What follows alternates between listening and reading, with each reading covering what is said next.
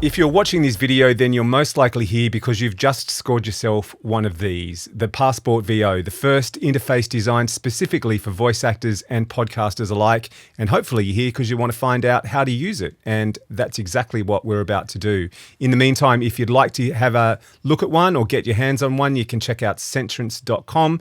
And if you want to do a bit more of a deep dive before you fork out the cash, check out the podcast, theproaudiosuite.com. In the meantime, enjoy the show.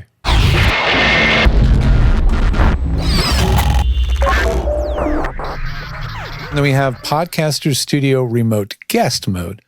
And so this is when the guest is actually on some remote recording tool, right? So this one is, again, similar to VO mode, but this is all about recording the guest as well. So pretty much everything the same as if you're doing a voiceover job. But now you've got the comms knob that you can control the volume from the guest. And if you happen to have two people in studio with you, which probably not very likely if you're doing a remote, you probably won't use the second headphone jack, but it's there. And then you're going to connect your second USB port to your second computer. Yeah, if you had a second person in the studio, they wouldn't be heard by the guests who are remote. Well, if they're on speakers, they won't hear it. Well, even if it's not going to send mic 2 to comms. It's only going to send mic 1 to comms. That is correct. Yes.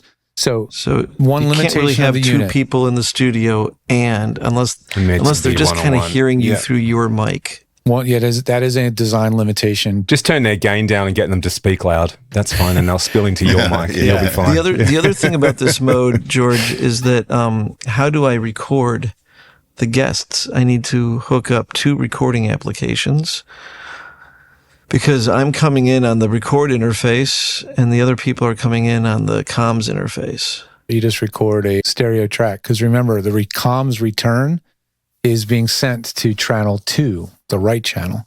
So you see the switch that says set comms for right channel?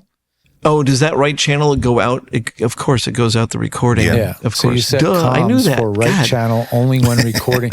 And I put in parentheses, only when recording in stereo, folks. So if you want to record both you and your guest, you have to record a stereo track or 2 tracks in your DAW if it's 2 mono tracks. So there's no way you're recording that second mic.